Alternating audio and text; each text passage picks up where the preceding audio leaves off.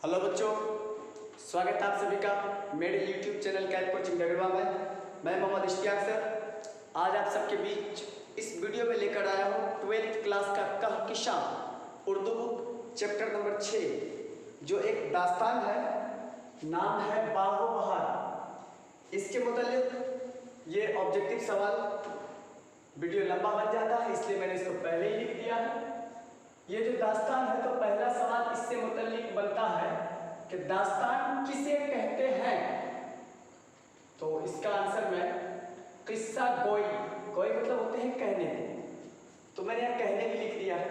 किस्सा गोई या किस्सा कहने की पुरानी सिर्फ रस्म रिवाज तौर तरीके को आप कह सकते हैं। यहाँ पर तौर तरीका मैंने वो भी लिख दिया है, को दास्तान कहते हैं। आपको यहाँ पर दो सवाल पूछता है, एक तो उर्दू की पहली दास्तान कौन सी है, दूसरा उर्दू की पहली मुख्तसर दास्तान कौन सी है। अगर उर्दू की पहली दास्तान बोलेंगे तो वो है सबे रस। उर्दू की पहली दास्तान सबे रस, इसके मुसन्निफ है मुल्ला वजही और इसको लिखा गया है 1632 ईस्वी में। उर्दू की पहली दास्तान सबे रस, इसके मुसन्निफ मुल्ला वजही और इस सबे रस को लिखा गया है 1632 ईस्वी में। और उर्दू की पहली मुख्तसर दास्तान जो फोर्ट विलियम कॉलेज कलकत्ता के बाहर से लिखी गई है, इंशाअल्लाह खां इंशा ने लिखा है इसको इंशाअल्लाह खां इंशा। यह रानी कैतकी की कहानी, रानी कैतकी की कहानी। फिर से पहली दास्तान सबे रस, पहली मुख्तसर दास्तान रानी कैतकी की कहानी। ठीक है, आगे दिया है दास्तानों की तरक्की फोर्ट विलियम कॉलेज कलकत्ता से हुई। दास्तानें तो बहुत सी लिखी गई, लेकिन दास्तान का जो शोहरत हुआ वो शोहरत मिली इसको फोर्ट विलियम कॉलेज कलकत्ता से, जहां एक लिखी गई बागो बहार, एक लिखी गई बागो बहार के मुसन्निफ मीर अमन देहलवी है। आराइशे महल, आराइशे महल, इसके मुसन्निफ है हैदर बख्श हैदरी। शकुंतला नाटक, इसके मुसन्निफ है मिर्जा काजिम अली जमा। नसर बेनजीर, निहाल चंद लाहौरी जैसी दास्तानें लिखी गई। ये फोर्ट विलियम कॉलेज कलकत्ता के कैंपस के अंदर लिखी गई है। इतना क्लियर है? अगला ऑब्जेक्टिव और भी है, इसे क्लियर कर रहा हूं।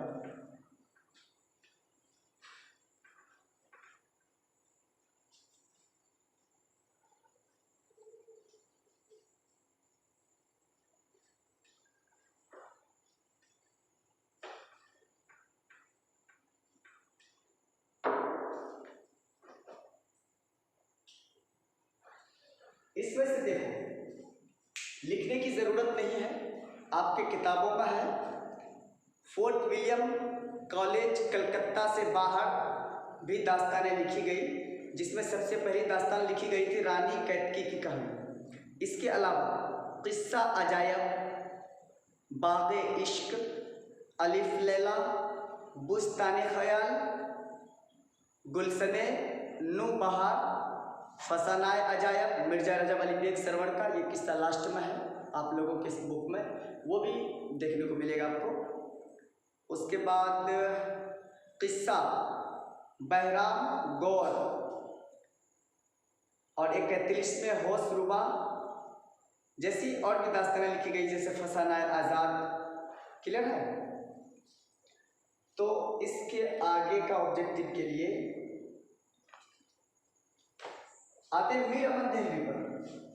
ये जो बागो बहार है, तो बच्चे यह एक दास्तान है, यह एक दास्तान है। थोड़ा आप लोग तेजी से कलम चलाइए।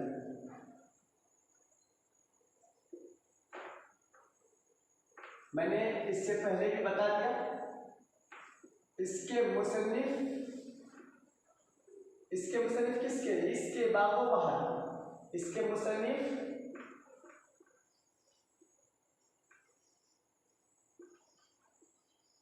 मीर अहमद देहलवी है। आप लोगों के इसमें तो मीर अहमद देहलवी की पैदाइश नहीं दी गई, 1732 ईस्वी में पैदा हुए थे।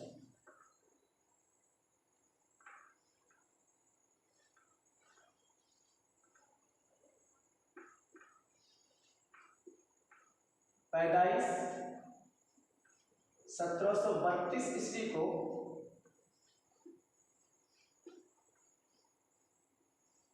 दिल्ली में हुई। तो गला इसमें आ जाइए।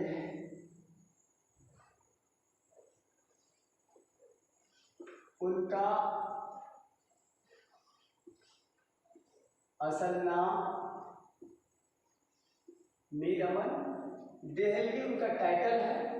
बहुत आदमी देखिएगा अक्सर पूर्णिया जिला के रहने वाले लोग पुरनवी लिखते हैं, गाज़ियाबाद किसी जो लोग रहते हैं वो गाज़ी लिखते हैं, अजीमाबाद में रहते हैं तो अजीमाबादी लिखते हैं, लखनऊ वाले लखनवी लिखते हैं, बाज़ लोग कानपुरी भी लिखते हैं, बिहार के लोगों को बिहारी का नाम दिया जाता है। इस तरह से ये देहलवी इनका टाइटल है, दिल्ली में पैदा हुए हैं इसीलिए। मीर अमन और तखल्लुस, ये गज़ल वगैरह में, किस्सा कहानी वगैरह में इस्तेमाल की जाने वाली इसका एक नाम है। तखल्लुस जो है इसका लतीफ़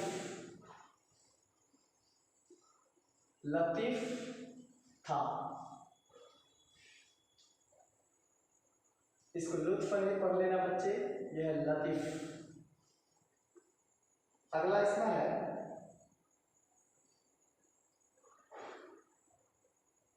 उनके अजदाद मुगल बादशाहों की रकाब में रहे, यानी उसकी देख रेख में रहे, और उनकी खिदमत के सिले में उन्हें जागीरें भी अता की गई। उनकी खिदमत करने के एवज़ में सिलसिले में किसका? मुगल बादशाह का। उनको जो बहुत सी ज़मीन जगह वगैरह भी दी गई उनके। और आगे दिया, जब अहमद शाह अब्दाली की फ़ौज दिल्ली में दाखिल हुई तो मीर अमन का घर भी लूटने से महफूज न रह सका। अहमद शाह अब्दाली का जो फ़ौज दिल्ली में आए थे वो लूट और दंगा फसाद जो मचा रहे थे तो उसमें इसका भी घर लूट गया। सूरजमल जाट ने उनकी जागीर जब्त कर ली। सूरजमल जाट उनकी जाति का टाइटल है। उसने क्या किया कि इसके जितने भी चीज़ें उसको मिली थी मुगल बादशाहों की तरफ से, उसको इसने जब्त कर लिया, छीन लिया। मीर अमन दिल्ली छोड़कर निकले और कई बरसों तक अजीमाबाद में मुकीम रहे। अब यहाँ से ऑब्जेक्टिव बनता है कि मीर अमन दिल्ली छोड़ने के बाद कहाँ मुकीम रहे थे? तो अजीमाबाद में। वहाँ से तलाश मुआस में कलकत्ता आए।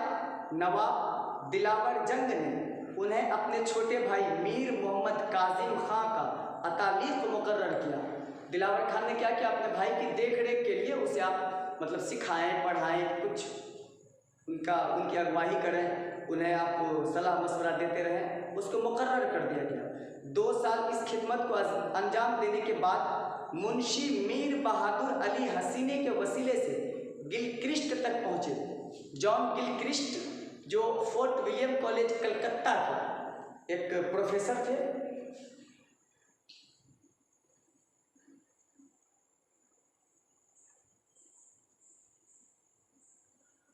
अब यहाँ से इनका ऑब्जेक्टिव का खेल शुरू।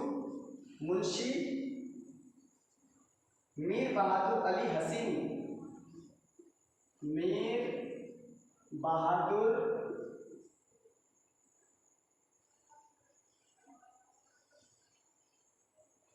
अली हसीनी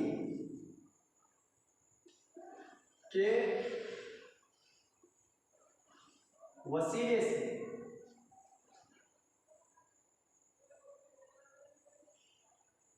ये जो वसीला लफ्ज़ लिखा है ना बाबू, अब इसको अपनी भाषा में जान लो। मुंशी मीर बहादुर अली हसीनी के वसीले से, यानी उनके साथ में जाकर उनकी सिफारिश पर। ये किससे मिला? जॉन गिलक्रिस्ट से। वसीले से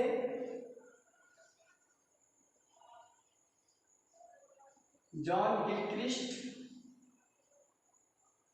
से मिले या उसके पास तक पहुंचा, और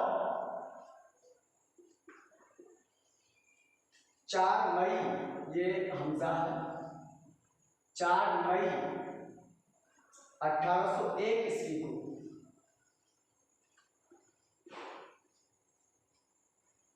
40 रुपया माहाना तनख्वाह पर 40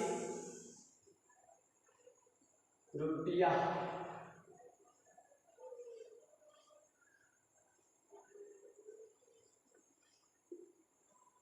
तनख्वाह पर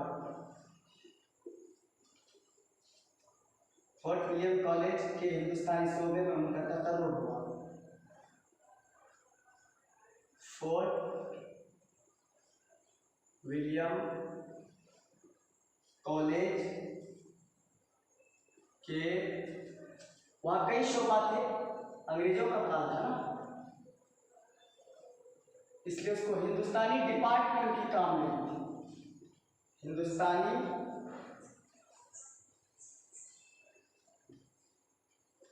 शोबे, अब इसको अपनी भाषा में, सॉरी अपनी भाषा नहीं, इंग्लिश शब्द में आप इसको डिपार्ट कह सकते हैं। शोबे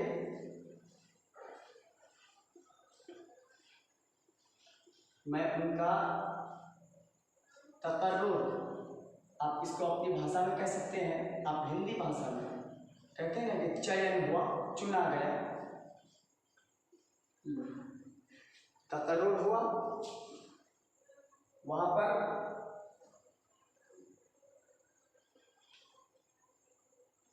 इसी में तकर्रुर हुआ जहां वह जून 1806 ईस्वी तक, जून 1806 ईस्वी तक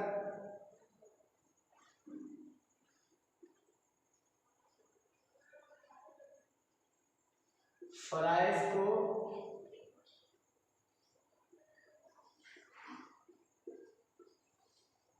अंजाम देते रहे। 1801 में इनका चुनाव हुआ, यानी आप उसे नौकरी कहें, उसे नौकरी मिली वहां पर फोर्ट विलियम कॉलेज कलकत्ता में, और 1806 तक वो वहां पर काम किया। ठीक है, उसी के बीच में 1804 ईस्वी में उसने लिखा है ये बाबो बहार,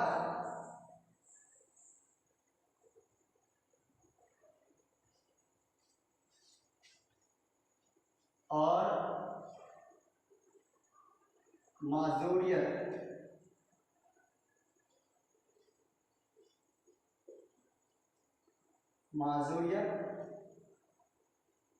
के वजह से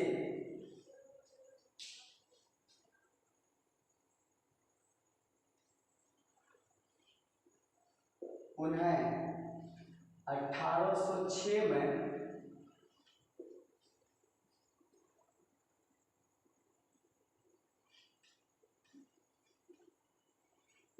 कॉलेज की खिदमत से बाहर कर दिया गया, सबकदोश कर दिया गया। लो, मैं इसी भाषा का इस्तेमाल करता हूँ, बाहर कर दिया गया। फिर से सुनो, बागो बहार एक दास्तान है, इसके मुसन्निफ मीर अमन देहलवी है। उनकी पैदाइश यानी मीर अमन देहलवी की पैदाइश 1732 ईस्वी को दिल्ली में हुई। उनका असल नाम मीर अमन और लतीफ़ तखल्लुस था। मुंशी मीर बहादुर अली हसीनी के साथ में जाकर उनके मतलब सिफारिश पर वसीले से जॉन गिलक्रिस्ट से मिला। कहाँ? फोर्ट विलियम कॉलेज कलकत्ता में जाकर मिला, और 4 मई 1801 ईस्वी को 40 रुपया महीना के हिसाब से तनख्वाह को तय हुई थी, मुकर्रर हुआ था। फोर्ट विलियम कॉलेज कलकत्ता के हिंदुस्तानी शोबे में, शोबे कहेंगे आप डिपार्ट को, कई डिपार्ट था तो हिंदुस्तानी डिपार्टमेंट, उनका तकर्रुर यानी चयन हुआ, जहां वह जून 1806 तक फराइज को अंजाम देते रहे, वहां पर वो काम करते रहे।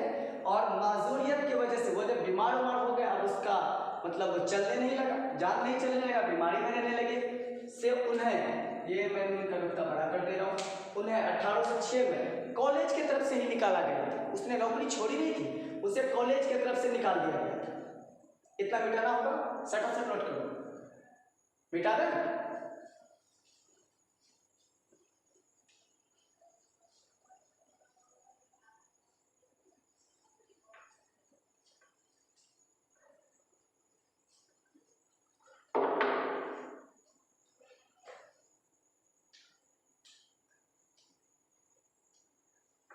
ये आपका वीवीआई क्वेश्चन है। मीर अमन की तालीम कहाँ तक है?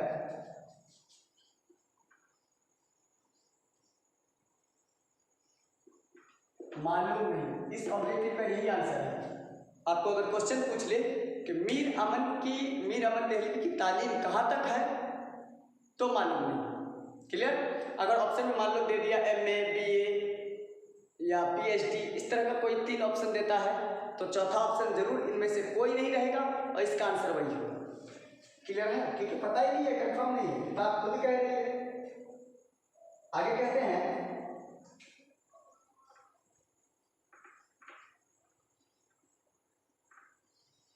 वह फारसी जबान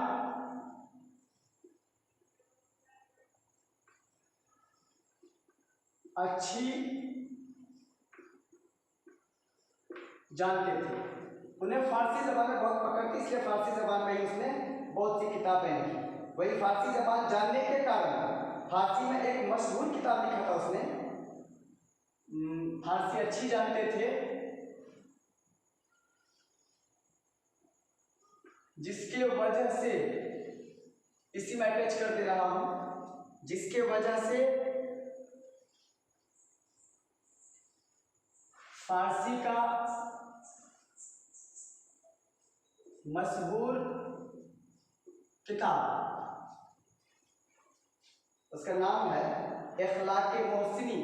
किताब का नाम है बाबू, इखलाक लिख के ऐसे इन्वर्टेड कॉमा में ले लेना, इखलाक मोहसिनी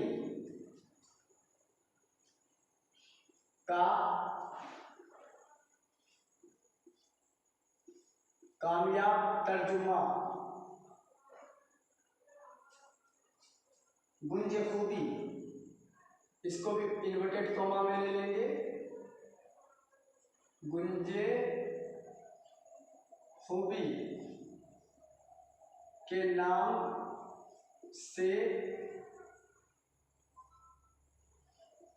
किया। आपको पूछता है, लो इसे ब्रैकेट में दे देता हूं, इन्वर्टेड कॉमा इधर नहीं चला पाया। गुंजे खूबी का कामयाब तर्जुमा किसने किया?